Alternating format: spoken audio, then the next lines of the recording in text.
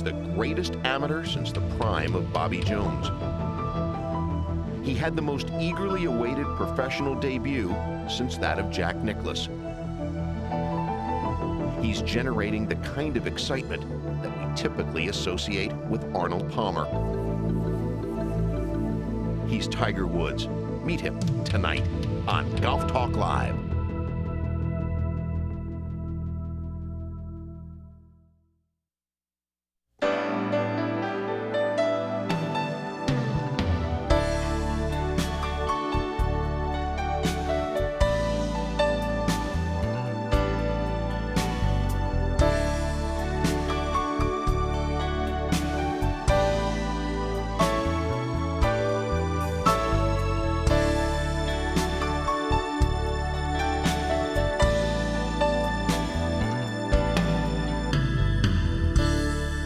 The following is an encore presentation of Golf Talk Live. The great ones, the brilliant ones, the chosen few. They have an extra gear. They have a sixth sense, and they explore golf's fourth dimension. When Bobby Jones had to make an 18-footer on the second-to-last hole in the British Amateur at St. Andrews to keep the 1930 Grand Slam alive, end his match with Cyril Tolley even with one to play, he knew that it was his destiny, that no matter how he hit it, it would fall, and it did. When Tiger Woods had a putt on the second-to-last hole of regulation to keep his third U.S. amateur dream alive, he knew that it was his destiny, that no matter how he hit it, it would fall, and it did. Tiger is going where few before him have traveled. He has already joined the ranks of the best 20-year-olds in history, alongside young Tom Morris, Gene Sarazen, Bobby Jones, Jack Nicklaus, Seve Ballesteros, and Phil Mickelson. He hit shots on television as a baby. He was winning competitions at age 6. He won hundreds of trophies by age 12. He won 3 junior amateurs in a row, followed by 3 U.S. amateurs in a row. In these 6 championships, he trailed in every final and won every one. That's what the greatest ones do. They find a way to win.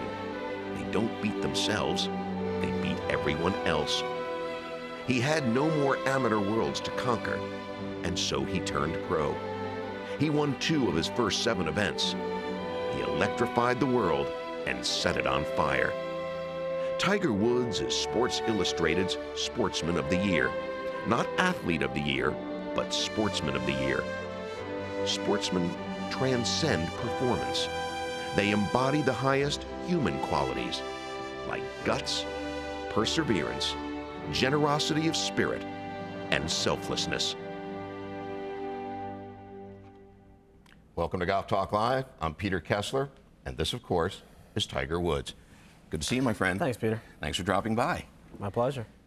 I don't know what we should talk about. It's just another typical year in the life of your average 20-year-old. Yeah, real typical, huh? Do you miss being a kid? You know, I guess the only thing I miss is being able to go out, hang out with my friends, and not have to sign autographs. Do you miss the relative normalcy of college? Yeah, I do. I miss being able to go to my friend's place or anybody's place, really, and just hang out late at night, shoot the bull, have a good time. Stuff like that now has completely changed. I can't exactly do that anymore because, one, my friends are in school and I'm on tour now, and that's probably been the most difficult part about it. Do you feel like you always have to be on your best behavior now because you're under the microscope? At times. At times? Not all always. the time. At times. So you get some chances to be bad? Unfortunately, yes. Talking about good, how's Dad doing? Dad's doing pretty good. His health is slowly but surely getting better. And, you know, my dad's very stubborn. And his stubbornness, I think, is actually going to be a positive thing because when he changes, he'll change and he'll stick with it. Now, he's upset about the food change, right? I mean, he can't have the high cholesterol breakfast anymore and some of the other stuff. Yeah, the steaks, I think, are long gone. But, you know, I think it'll be good for him in the long run. But the short run, he's got to quit smoking, change his diet, do all the things you have to after what he went through. And Only thing I look forward to is having him around for a number of years to come. Well, it sounds like he's got that as part of the plan. I gotta hope so. How's he feeling about his dreams for you having come true? You know, I think his only dream for me was to be happy. Is to be honest and be happy. And if I was those two things, then his dream was fulfilled. And I am that. I'm truthful to people, and I couldn't be happier. I'm doing something I love to do every day. I wake up in the morning and say, what am I going to do today? I'm going to go play golf. For me, that's special, because not too many people in this world get to wake up every morning and say that. Isn't it therefore okay to not feel like you have to grow up right away if what in fact you're doing is playing our game? It is, after all, a game? It is a game, and I'm 20, and you're only young once, but you can be immature forever. Absolutely. Well, I'm very good at that. I know you are. What are your thank you. What are your dreams for you?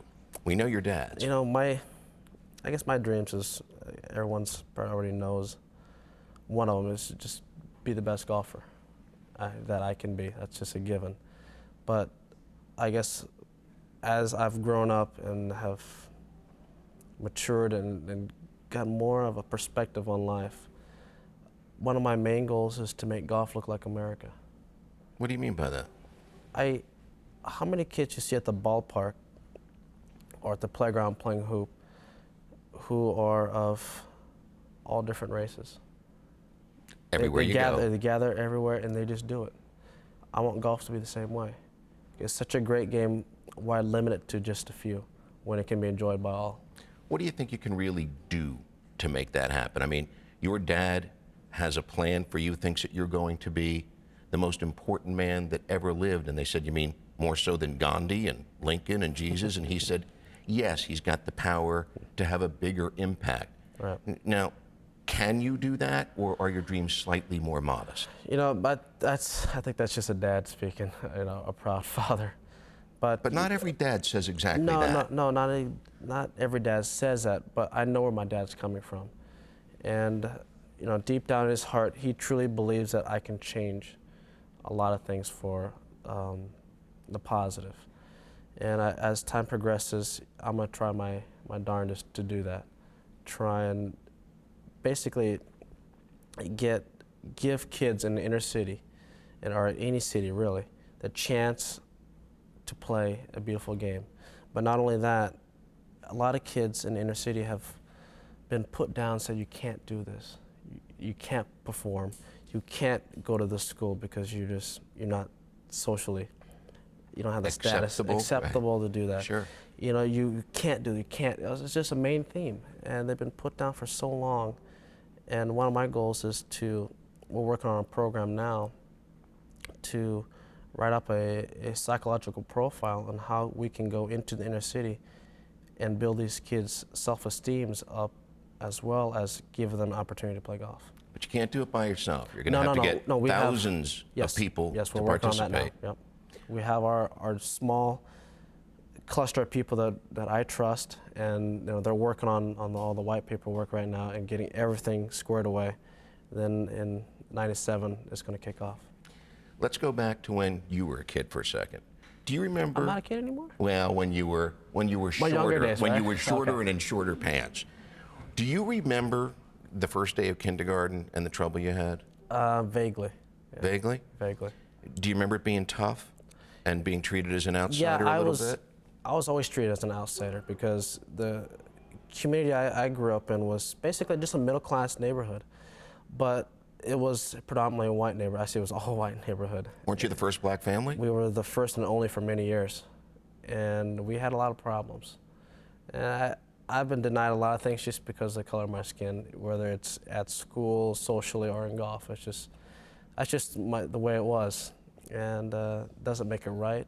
And I just have learned to grow with it and grow through it.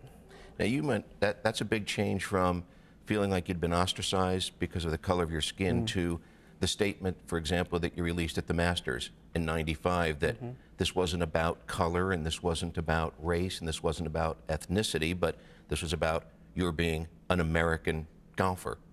How did you go from being ostracized to that new kind of thought, which is a real 180? Well, it was so many people around me, I say not around me, basically the media in general, have always said that I was black. The reason why I couldn't stand that is because if you say I'm purely black, then you are insulting my mom. Right. And that is wrong. I will not accept it. I will not put up with it because I love my mom. And so I released a statement saying, hey, I'm another race too as well. I'm Asian from my mom's side, and I just want to be treated as a golfer. That's what that was. It was just trying to get people to see that I do have a mom, acknowledge that I do have a mom. And you're the only 20-year-old who's ever done that, I think. You know, but I think that it needed to be said because I was in a position to do it and influence people with it. And it's made my life a lot easier. And you know, it's made my mom's as well. Well, I'm getting the strong feeling that golfers think of you as a golfer. We're going to take a short break. We will be right back with Tiger Woods. Don't go away.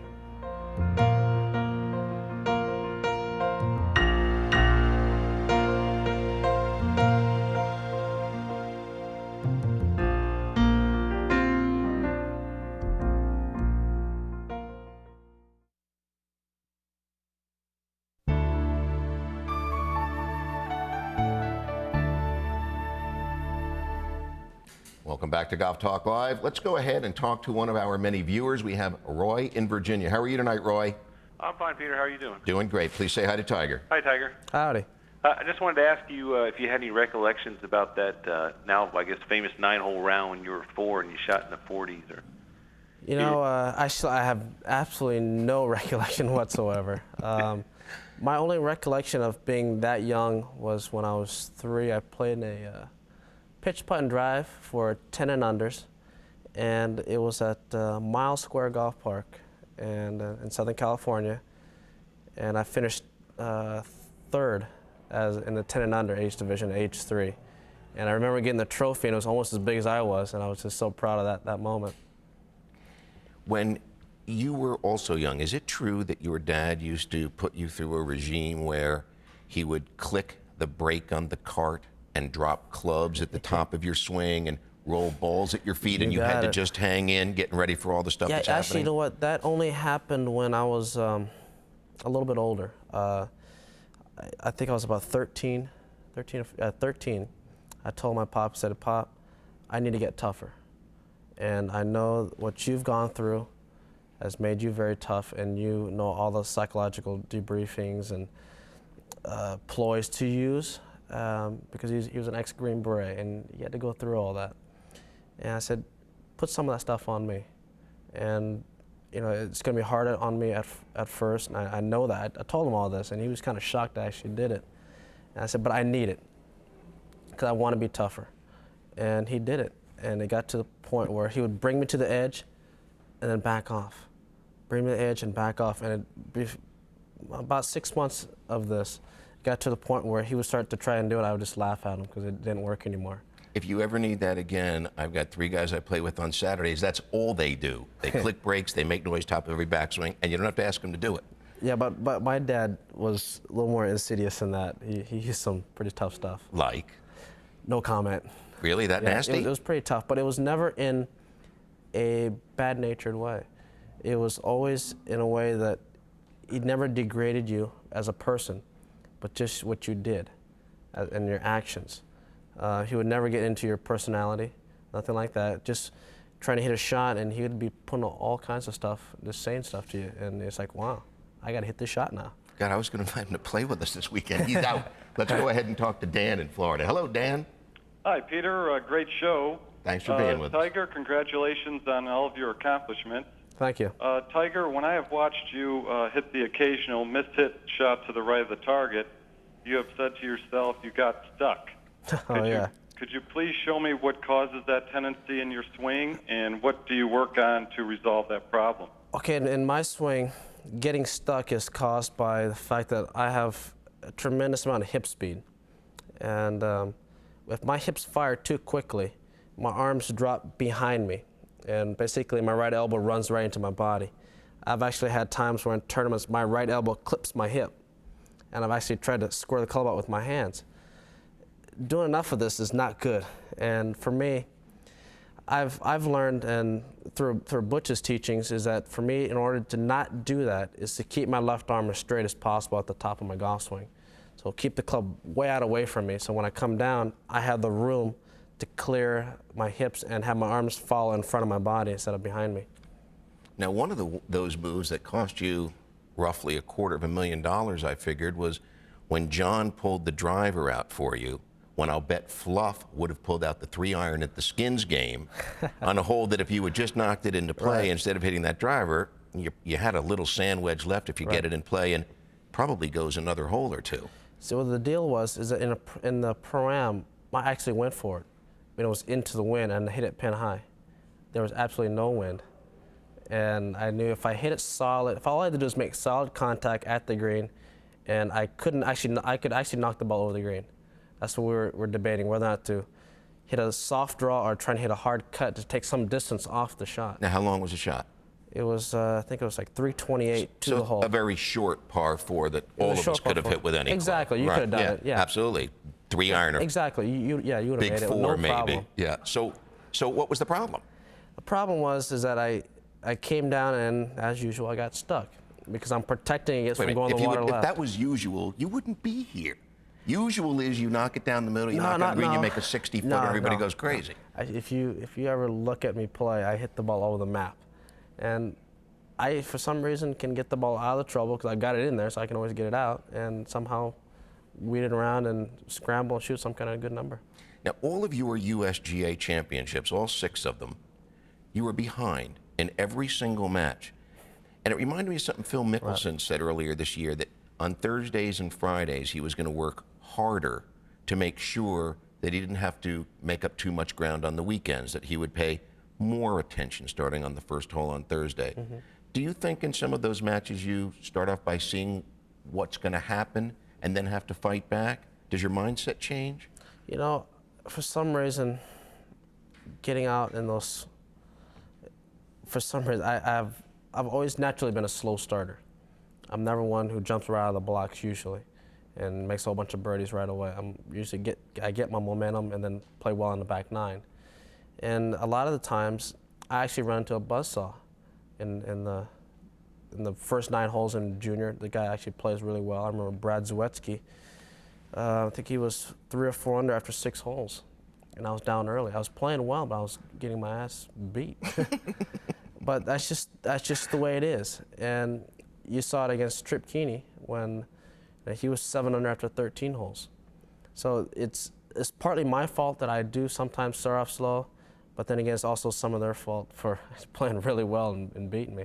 How could they do that? Now, golf's a game where it's hard to make stuff happen in a game where it's much easier to allow it to occur. Mm. But it seems like clearly, particularly the last 3 years in the amateur, that you made something happen because it was absolutely critical. What do you think it is inside you that you pull out at those moments to make the superhuman result occur? You know, I think it boils down to, one is my pre-shot routine. I do the same things over and over again, so I've done it so many times. But I think it stems from being a little kid and the fact that I never quit in any of my rounds. I quit one time, and my dad and I had a lecture about it. And that was the only time I've ever quit in my entire life in golf, period. And I will struggle my butt off. I will concentrate. I will try. And if I shoot 90, I shoot 90. But I'll never quit. And in those times when I absolutely need to pull something out, for some reason, I've done it so many times, I don't have to change anything. It just happens naturally because I've done it again and again and again. I've never quit. So then when people think I'm going to quit, it's opposite. You know, I stay the same. I always hang in there. And for some reason, I dig down deep. And there's plenty there to dig, apparently. We're going to take a short break, and we will be right back with Tiger right after this.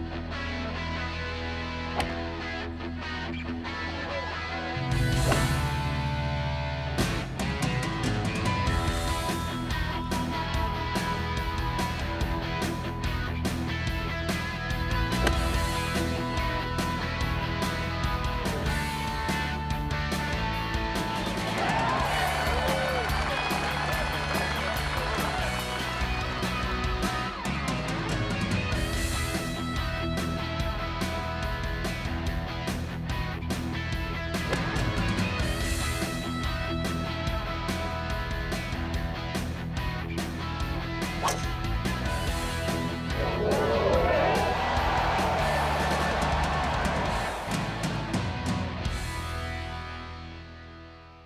know, we've talked about your dad, and we'll talk some more about him tonight, but another relationship that's been particularly important in terms of your golf development has been Butch Harmon. Right. And watching this USGA tape produced by Bruce Smith, it occurred to me that the 8-iron that you hit at Newport on the 36th hole against Buddy Marucci from 146, which was a 3/4 8-iron, you correct me anytime I'm wrong here, that stopped right next to the flag, was the same distance as the wedge you hit the year before against Tripp on 17. Right. And so in a 1-year period, Butch has got you 2 clubs less, shorter swing, tighter swing. How crucial is he to you now, and will he be going forward, do you think? He's very crucial. We've kind of built this golf swing I'm using right now together. He's supplied the information, I've supplied the hard work.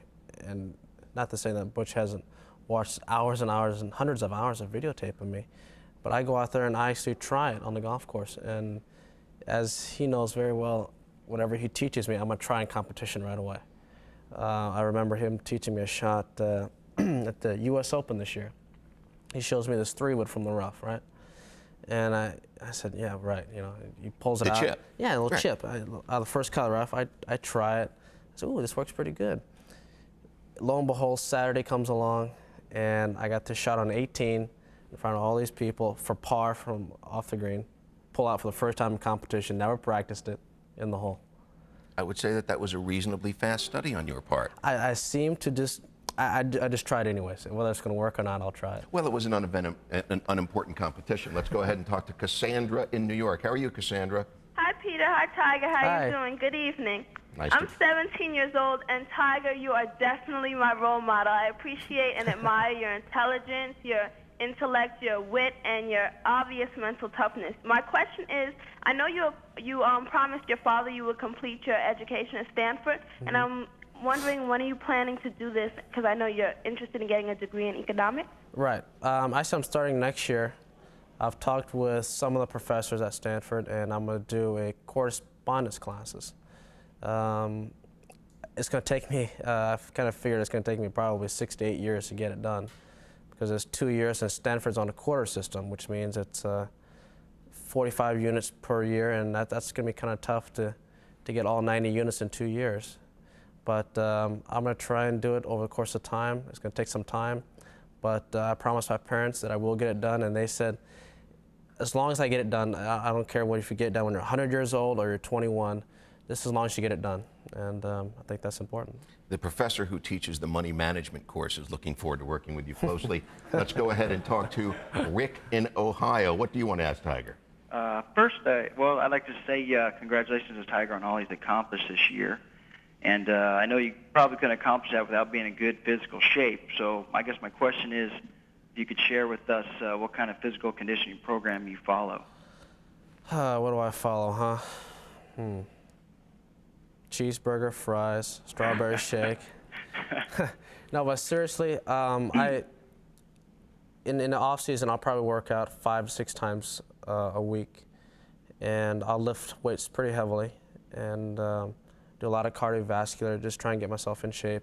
But when you're at tournament sites, it's very difficult, and what I try and do is just work out probably twice a week, real light weights, and more than anything, stretch more intense than I normally would after these sessions, because I still need to play in the tournament, and I don't want to be sore or tight.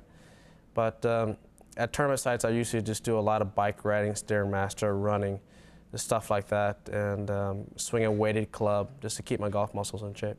What do you do on the intellectual side to stay in shape? What do you think about before a tournament, either in terms of a strategy or course management or what's working well for you? Is there some kind of a program? Yeah, I look at, before every round I start, what my tendencies have been throughout the week. Some weeks, you hit the ball left, some weeks you hit the ball right, short, long, whatever. Only when I get stuck. Only you? Yeah. Okay.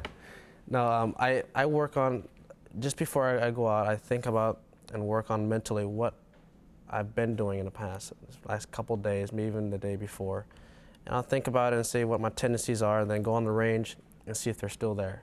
If they are still there, then I know what to look for on a golf course. And I know what to play for. If there's trouble here, I'll kind of shy away from it and hit a certain shot which I know I can get away with if a certain fault comes in my golf swing. So I'm always thinking about how I can get around the golf course with minimizing my faults and playing for my tendencies. Well, based on the video that we just saw, there don't seem to be too many. We're going to take a short break. If you liked what you saw, which was from Tiger's Triple, produced by Bruce Smith, you can order that video by calling 1-800-637-3557. We will be right back.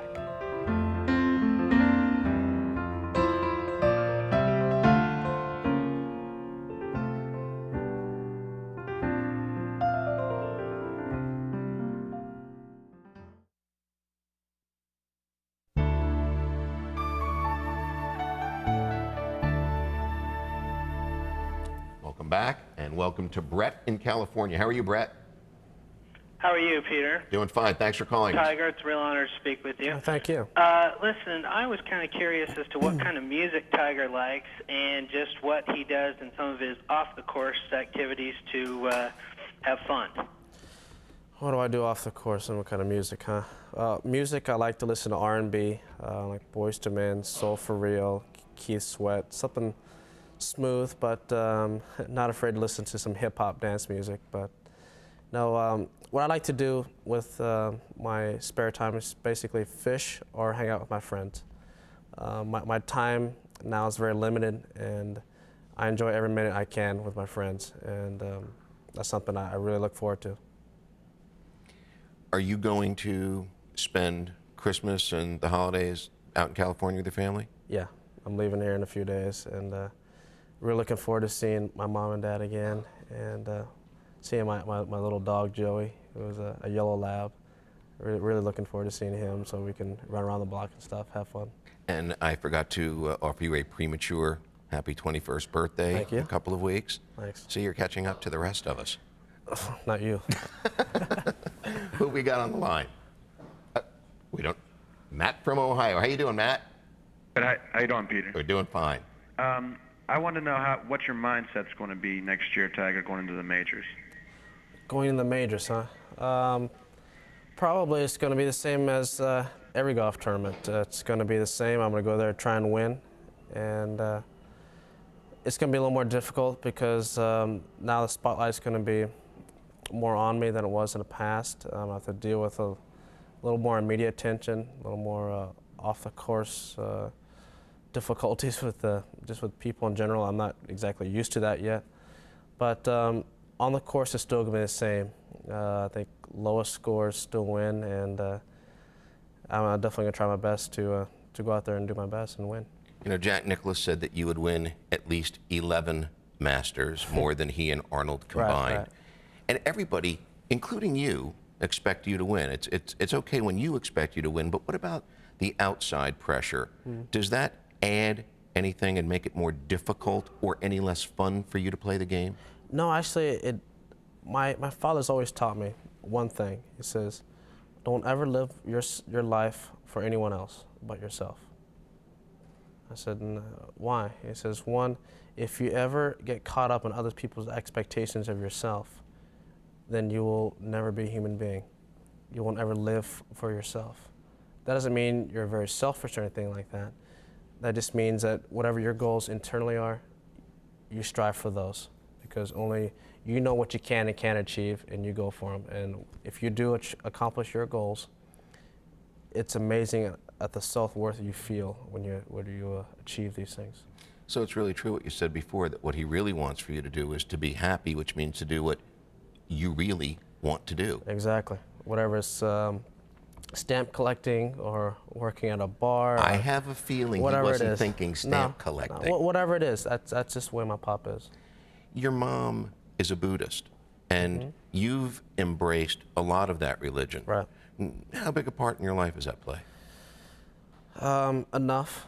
I've taken some of the parts that I like in Buddhism. I'm not a full-fledged Buddhism where I'm trying to achieve enlightenment or nirvana or anything like that. I've just listen to Nirvana. No, not I'm that sorry, stuff. I forgot that's not soul. No, but I try and take aspects that I can apply to my life, and I've applied a lot of it and tried to become a better person through those teachings. But you know, I'm not going to achieve, or do I have the time or desire to achieve the ultimate salvation? That's just not me. It's not my type of person. I figure if I care and share and live my life honestly, I think that'll be enough for me. Let's talk a little bit about Fluff. We brought him up before. It seems like he's been much more important to you than he's being given credit for. I mean, Peter Jacobson was extremely gracious, particularly given his injury, to say that you two ought to work together, and now the arrangement is permanent. But I noticed even at the Skins game that you pulled out the driver significantly less than everybody had anticipated. I mean, through 12 or 13 holes, I think it was only 2 or 3 times that you pulled it out. I mean, it just looked like you were trying to make birdies the smart way, not the flamboyant way. Is he playing a big factor in that decision in terms of your course strategy right now? Off the tee, Fluff doesn't make a lot of the decisions for me. We'll talk about it. Being a caddy in a player relationship, we know that I have the last say-so, but he will speak his mind when asked. If I just pull a club and hit it, and he knows it's wrong, he will say something, but he'll just say it. He won't talk me out of the shot. But no, what he does, so he's the best at this, is talking me through shots into the greens with certain wind conditions, what clubs to hit. Because sometimes as a player, coming down a stretch in a tournament, you're a little juiced, you're a little nervous, your adrenaline's flowing, and you're not thinking as clearly as you were on the first tee. So which means that you're going to make an occasional mistake mentally. And Fluff is there because he's the one who's not exactly as nervous as I am, because he doesn't have to hit the shots.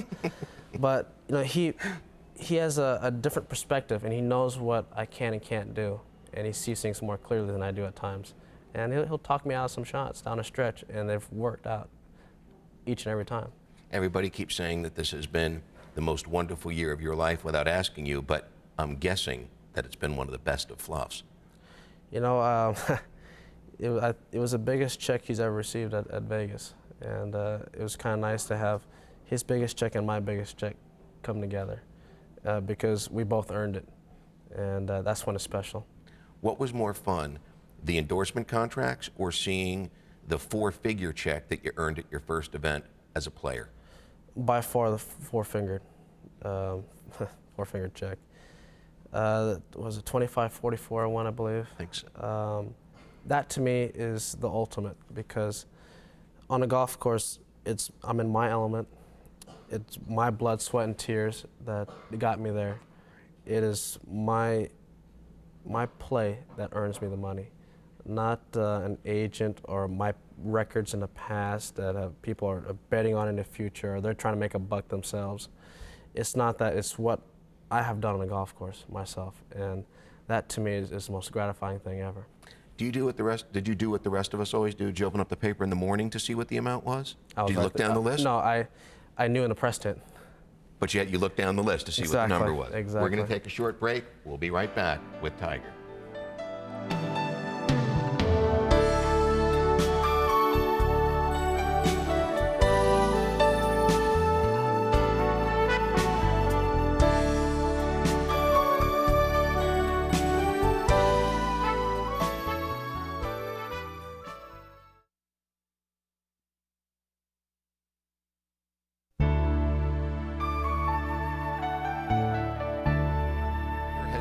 He's having a little trouble with his swing. We're going to work some things out with your help. Let's see a couple of wedge swings. Couple of wedges. How about an 8-iron here? How about an 8-iron?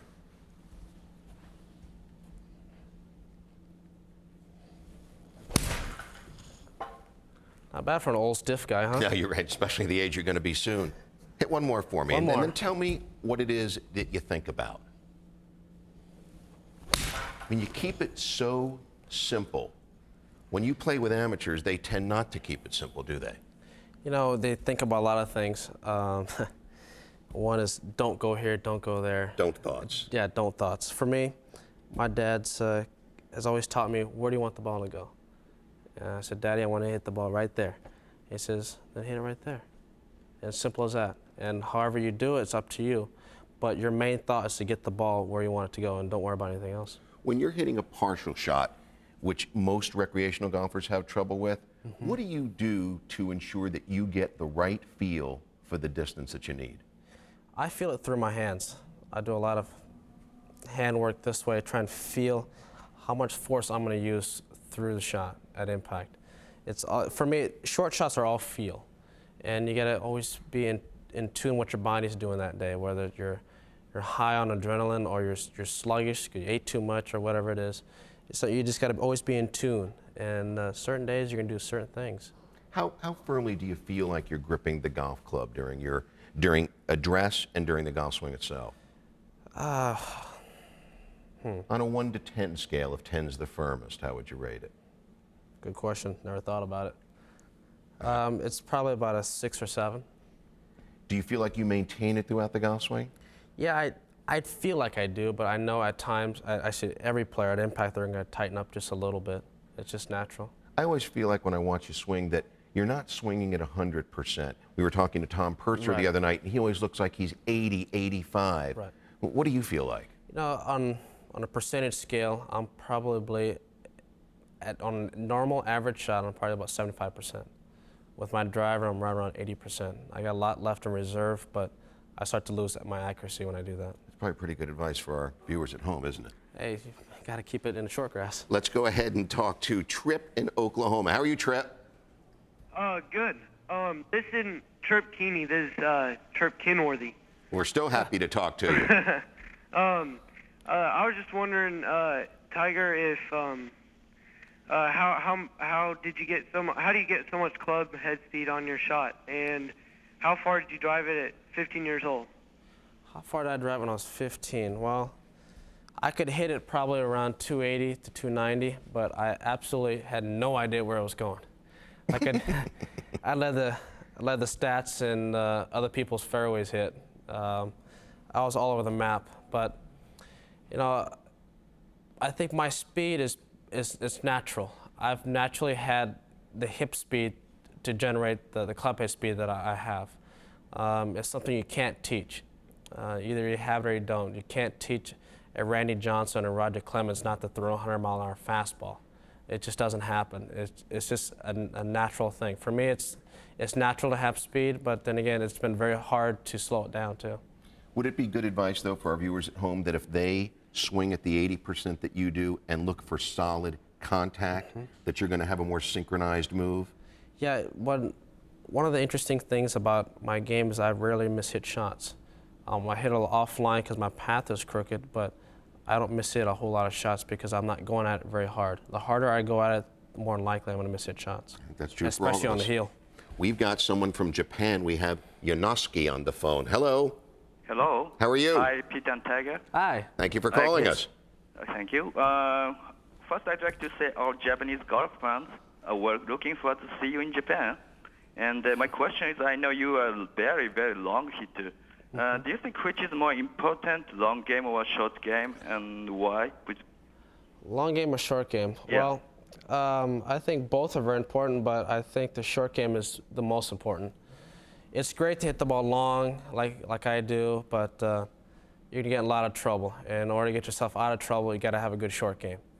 And short games my short games won me a lot of tournaments, probably the majority of my tournaments. Just the ability to chip and putt, especially make those 4, 5, 6 footers. That's what wins you golf tournaments. What's going on with your 4, 5, and 6 footers? I don't know. Can you help me out? Absolutely. Perfect. What kind of trouble are you having? You know, I think it's my old age. Well, you know, I'm getting up the bones get brittle when you reach 20. My hands aren't exactly what they used to be.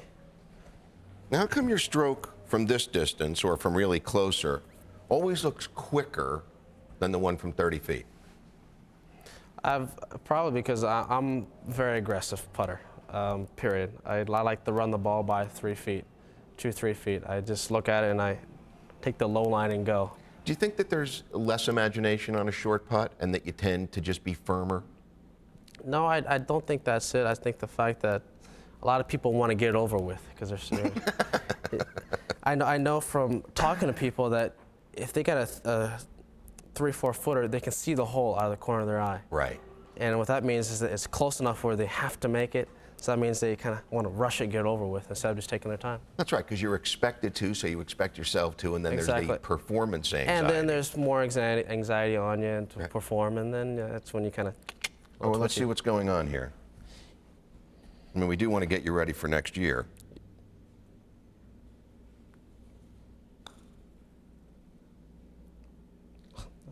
I can't read greens. Yeah, real trouble. I think maybe inside left. Is it cross? Am I have to go cross? Yeah, I'm a little concerned about your optics. Okay. I was very concerned about it during the amateur when you just kept making 50-footers.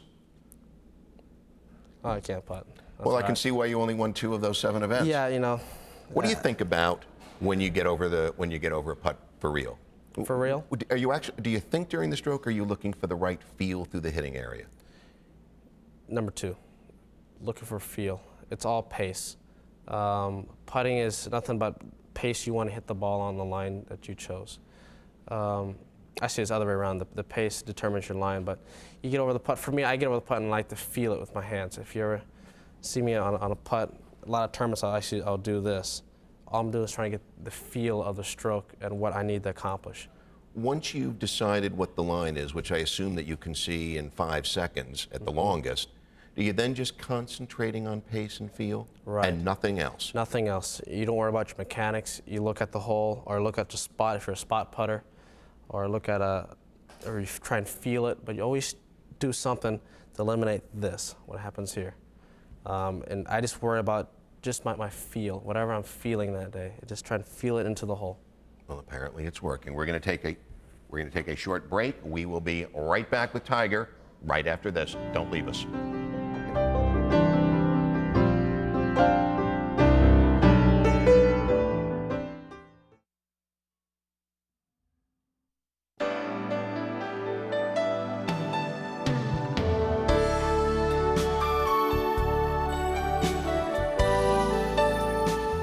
You can email every week your questions to our guest on Golf Talk Live at thegolfchannel.com.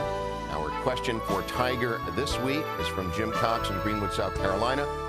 In many interviews, your dream is to have everyone, especially young people who want to play golf, have the opportunity to do so. What is your vision to make this happen, and how can amateurs like me help? I think we've answered all of that question except for the last part.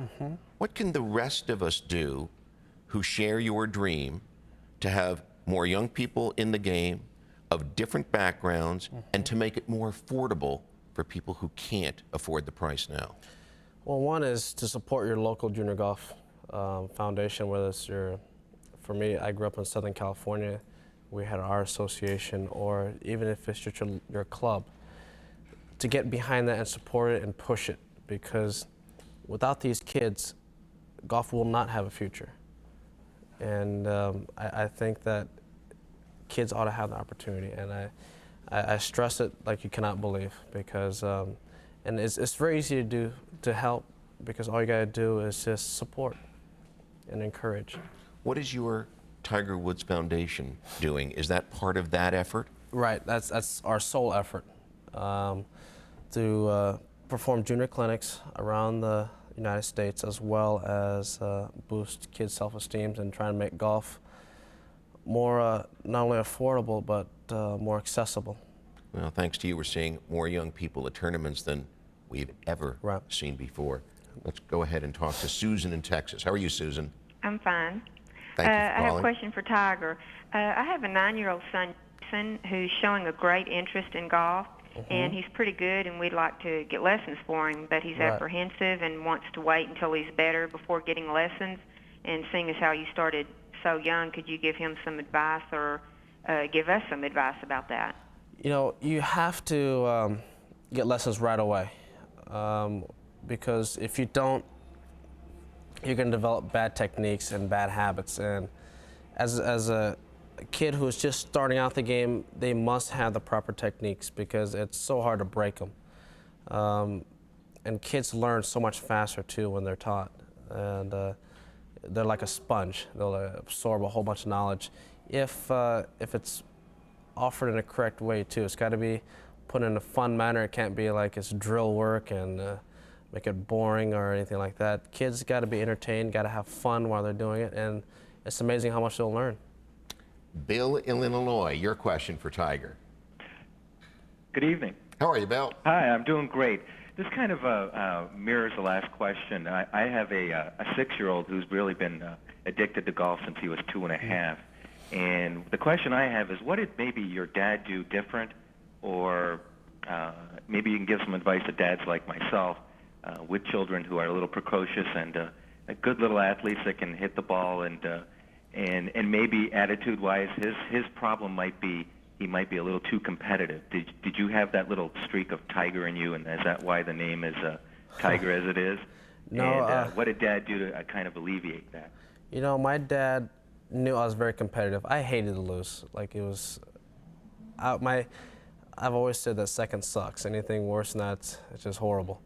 But with that attitude, I know he's very competitive, and you ought to just keep fueling that fire, because once you relinquish it, it'll be relinquished forever. You know, he'll never get it back. Encourage him to go out there and compete. If you play golf as well, compete with him, whether it's putting, chipping, hitting balls on the range, closest to the target.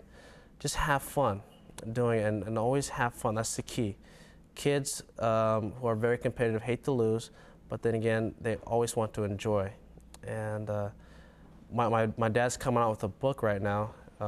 It should be released in a few months, that he explains all this and how he did it with me. And he'll explain a lot better than I can, because my vocabulary wasn't exactly that good when I was little.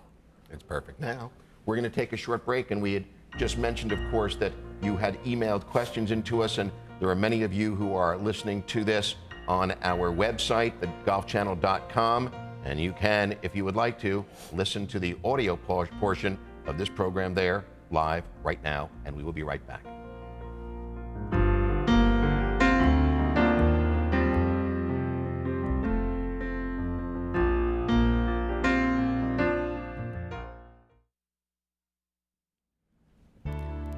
Tiger is having so much fun that he's going to stay with us for another 30 minutes, and we are going to go ahead and talk to Bert in Illinois. Hello, Bert. Yes. Fire away, it's all yours. Hi, I'm a young 15-year-old golfer. All right. And I want to know, what should I do to become more active in Illinois, or become more of a junior golfer? Become more of a junior golfer. If you have, I'm sure you have a state association, or actually a great tournament to play in is the, I grew up playing, it's called the Big I, or IYGC, Insurance Youth Golf Classic, where you have local, state qualifyings, and you go on to the nationals. And tournaments like that are just great. Or you have the AJGA, which is nationwide, American Junior Golf Association. They play at some of the best golf courses in the country, and you have some of the best fields for junior golf, without a doubt, in the country. And at these sites, you'll learn a lot. You've been getting, particularly this year, an incredible number of awards, as recently as yesterday, a well-deserved Sportsman of the Year. Thanks. Given how much and how quickly these things are coming at you, how do you keep perspective in terms of what they mean? I mean, are they the basis upon which one measures success, or is you just set that aside and know that the thing that's really important is what you think about what you've done? You know, it's just their second part. For me, I can't understand or comprehend or even appreciate the awards I get, whether it's like the Sportsman of the Year. It's going to take time, because when you're in the hole, it's hard to see out of the hole. You know, you don't understand the clear perspective on it. But for me, no matter what awards I receive or what attention I get, the one thing I have to do is I got to still hit the shot, no matter what. But at the end of the day, then, when you go to sleep, the important thing is whether you think you've given everything that Tiger has to give, and if that wasn't good enough to win, do you still feel great about you? You know, one thing I know for a fact that I will give it my all in every tournament, and that's not a question. It's whether or not I made a dumb mental mistake or not. Physically, I know I'm going to make mistakes. I'm going to lose tournaments that way, just because I'm human. I'm going to make physical mistakes. But mental mistakes, you can somewhat eliminate. And Jack Nicklaus was the best at it. He didn't make too many mental mistakes ever. And if you can cut down on your mental mistakes, that's when you become a great player. Well, Jack has said about you that you have the best golf swing that he's ever seen, which must be a scary thing in some ways to hear, given what it represents in terms of the greatest player who ever lived in terms of his playing record expects from you. You know, Jack sees a lot of himself in me because I can hit the ball a long ways. I play a different golf course than a lot of players, just the way he did. In his prime, what bunker? Blow it right over the corner. What trees? What lake? You just took it right over the corner. And if the greens were firm, no big deal. He hit it straight up in the air. So he had a tremendous advantage, and he sees the same advantage in me. And if I could harness my mental talents the way he did, then hopefully I can accomplish somewhat the same things he has. One of the things that he did great that people don't generally perceive as having happened is they know that on par fives, because of his distance, he had a tremendous advantage on his first and on his second shot. Right.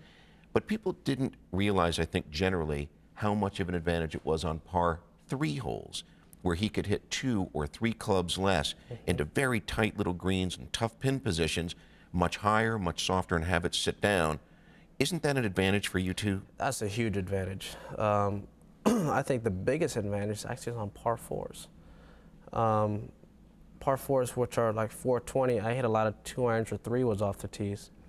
And if I leave myself 180, that's no big deal because I can hit a 7 or 6-iron near the green.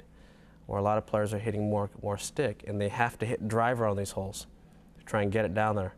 And when you hit driver on certain holes like that, you're going to spray it every now and then. And my margin for error is a lot greater.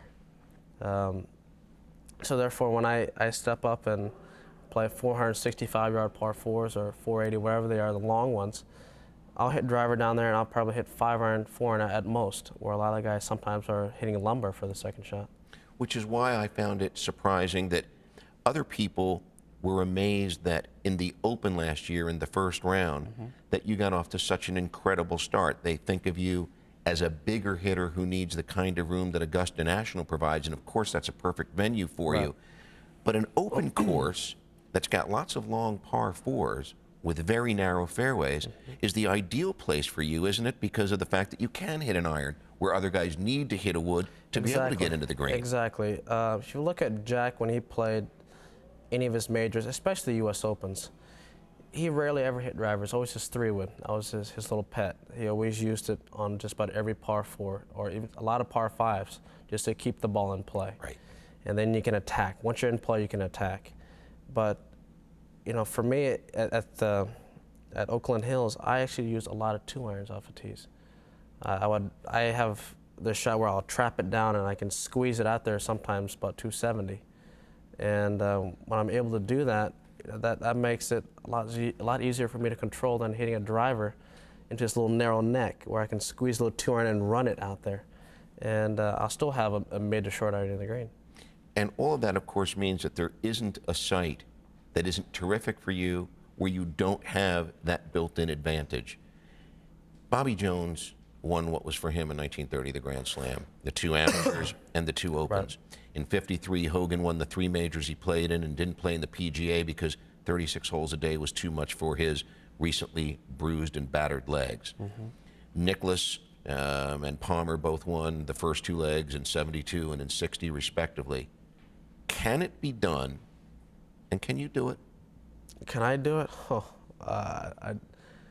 Not in the near future, because I had a lot of things I need to develop in order to have any kind of thought of attaining that kind of accomplishment. But I know there will come a time when there will be a player where it won't be improbable or even imperceivable that can happen, where he can go out there and play a golf course where he's long enough where he can hit irons off the tees and still leave himself where he can attack, or on par 4s where he can even drive or take trouble completely out of play. But if not you, who? I don't know. Maybe someone following right behind me. There are a lot of players coming up. And within the next 10 years or so, you're going to see an influx of a lot of good young players. And some of that's due to your influence. Let's go ahead and talk to Chase in North Carolina. Hello, Chase. Hey. Hey. What are you doing, Chase? Not much. Say hi to Tiger. Yeah, Tiger, I'm 13. You're one of my role models. I was wondering how you stayed so consistent. How did I stay so consistent, huh? I guess one is I had the fire and the drive. If no one would ever, put it this way, one, I would never quit, and two, I would never take failure as an acceptance. I would always learn from my failures and move on and apply them later. And I think that's the key. That's how you stay consistent. If you can learn from every round that you play, whether it's a weekend round with your buddies or after school or in a tournament, if you can learn from each and every round something, then you can always apply that later when you really need it. You know, there's a part of you that's very much older and wiser than 20. We're going to take a short break, and we'll be right back with Tiger Woods.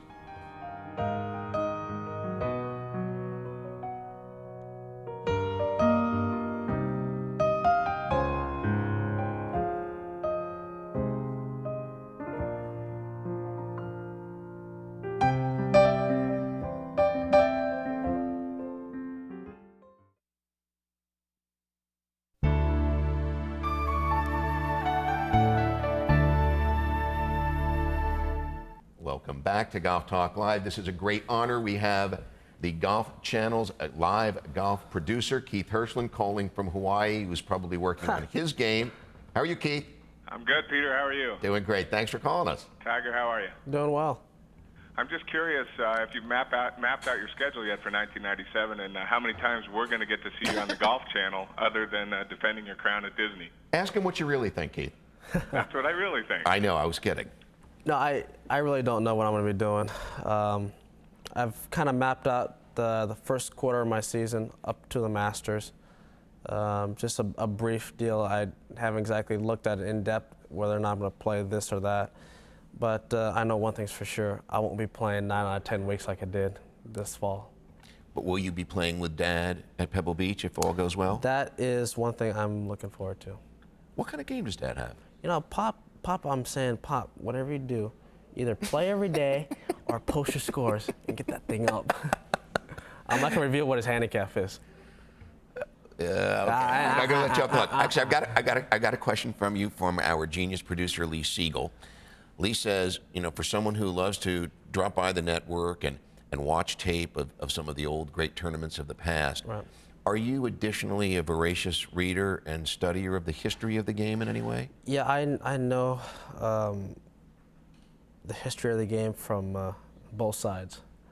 What do you mean by that? Both sides, whether it's the ancient side, which is predominantly from, I hate to say it, the Caucasian side, and also from the African American side. I know both sides of that, and both stories. And you know, I've learned from them, and that to me is very interesting if you can ever understand both perspectives of what happened. Let's talk about the second perspective. You know, in 1961, Charlie Sifford really was the fellow responsible when they were going to play the PGA out in California for breaking the Caucasian-only clause, which as recently as 1961 was part of the PGA Tour.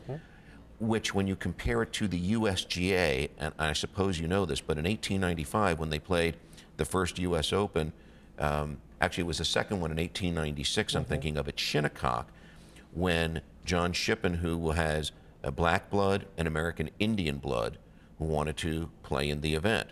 And they went to, I think, Theodore Havemeyer, some of the English professionals, and said, we won't play with anybody who has mixed blood or a color that isn't white. And they said, well, and he said, well, the competition will go on anyway because Mr. Shippen is going to play. And he did, and that was 100 years ago. Amazing to think that it took until 1961 for the tour, the best players, to allow a man with black skin into their midst. what does names like Charlie Sifford and Lee Elder mean to you? For one thing, though, people fail to realize and think that the civil rights amendments that happened in the 60s, they think it changed a 180.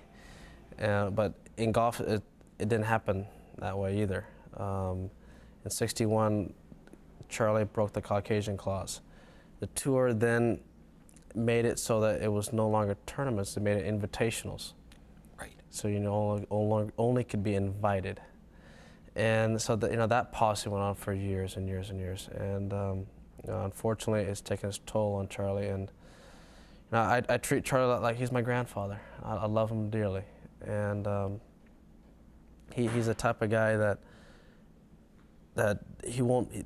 They've had a problem lately where he's can't play on a senior tour because his exempt status ran out and he's not on a career money list. Well, the reason why he's not on there because he wasn't allowed to play enough tournaments. I mean, it's stupid. And it's obvious, and I think it's very ignorant on the tour's part. But I think that over time people will see what their wrongs are. But Charlie, Lee, Teddy Rhodes, all the African-American players, I owe them a big gratitude and a big thanks. Because if it wasn't for them, players like myself or other minorities could not play this game. But it hasn't changed nearly enough. I mean, and I'm not sure who had the perception that there was a 180 at that time because there were so few men with black skin who were playing the tour that, you had to have your head in the ground to think that there was any sense of equality. And here we are almost at the year 2000, and I'm not sure that we've made great strides forward. No, actually we haven't. Unfortunately, golf has taken on a subtle version now where it's, they'll get you a different way. Tell me what you mean by that. Clubs' policies, their rules. In order to join a country club, you can't be this or that. Or their policies, you can't vote. These policies will inevitably add up if you go over all around the country. And you start looking at these policies at various clubs, and you'll start to see what they've been practicing. And I know from personal experience that I'll just briefly.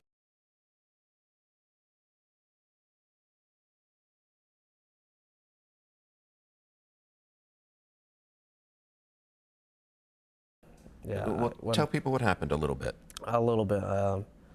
Just real briefly, I was hitting balls, and these other Army guys were hitting balls as well, and they were hitting the ball in the house. I was actually going the opposite direction. And this guy phoned in the pro and said, yeah, this, I hate to use it, but this little nigger was hitting balls at my house. And the pro comes screaming out there, accusing me of doing this. I said, hey, I'm not that bad a player. I'm firing the opposite direction. How am I going to hit the ball straight over here to my left when it's behind me?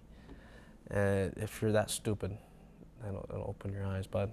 And yeah, that incident was pretty tough because it's as late as 1994, and people think that it has changed, and it really hasn't. What would your policy be? What is your policy if, for example, you're invited to play golf at a club, nothing to do with a tour event now, just playing a social round of golf, where you know that they've admitted a black man, a Jewish man, somebody, but as a token, not a real entrance, no open arms, but a token invitation. Do you go play? Yes, I do, because it's a start. You gotta start somewhere. And that is a groundbreaking point, and you gotta move on from there. And I think by either myself playing, who is a minority, or someone else, maybe we can influence these people's perspectives on life and have them open their eyes to the 90s. So part of your overall plan and part of the thing that your dad is thinking about really is going to take place 15 and 20 years from now on tour, in a sense, isn't it? Well, it's not going to happen right away. Change doesn't happen overnight. That's why I say 15, 20. It may take longer than that, but as long as we keep making change in a positive direction, then change is good. If it happens slowly, so be it. But as long as it's going in the right direction, people are going to try and speed up the process. I'm going to try and speed up the process, but we can only do so much if it's all based upon knowledge.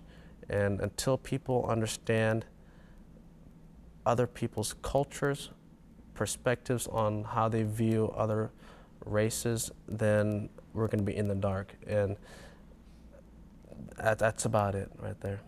Is it important to you to have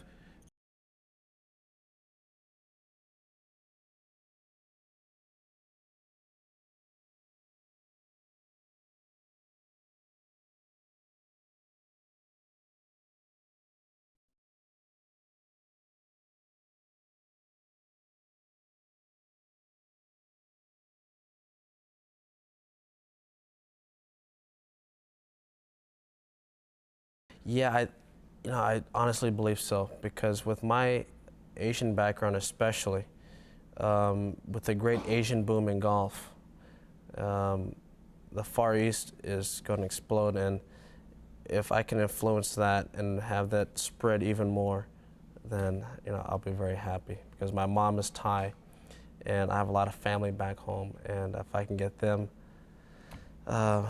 get my family well off because of this as well, and influence them to play golf and have them spread that and help educate people in general on the game of golf and life, then I will be very happy.